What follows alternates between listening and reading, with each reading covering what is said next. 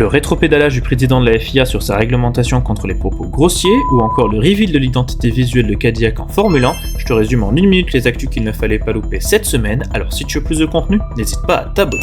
Tout d'abord, le président de la FIA, Mohamed Ben Sulayem, a annoncé le retour de Shayla Anrao en tant que conseillère personnelle, dont la précédente nomination à ce poste avait déjà fait polémique au début de son mandat. Quelques heures plus tard, celui-ci a ensuite déclaré dans un post Instagram, certainement pour détourner l'attention, vouloir apporter des modifications à sa fameuse annexe B, très contestée, qui prévoit une amende à chaque propos grossier tenu par les pilotes. En rallye, Toyota a annoncé adopter une nouvelle livrée argentée pour la tournée estivale, qui sera utilisée lors des rallyes du Portugal, Sardaigne, Grèce, Estonie et Finlande. Les raisons sont techniques, éviter la surchauffe et donc le risque de casse, le noir attirant davantage la chaleur. En MotoGP, Pedro Acosta et Somiak Chantra sont passés sur la table d'opération cette semaine. L'Espagnol pour une opération à l'avant-bras droit, dont il souffrait depuis le début de la saison, et le Thaïlandais pour un syndrome d'éloge, un mal récurrent pour les pilotes moto. En Formule 1, Cadillac a profité du Grand Prix de Miami pour révéler son identité visuelle pour la saison à venir lors d'un vague teaser qui nous laisse supposer une dominante de couleur blanche et argent pour l'écurie. On note lors de ce lancement la présence de Sergio Pérez qui sera en discussion pour un contrat de 3 ans avec la marque. A noter que le Grand Prix du Mexique a prolongé son contrat avec la F1 jusqu'en 2028 et celui de Miami jusqu'en 2040.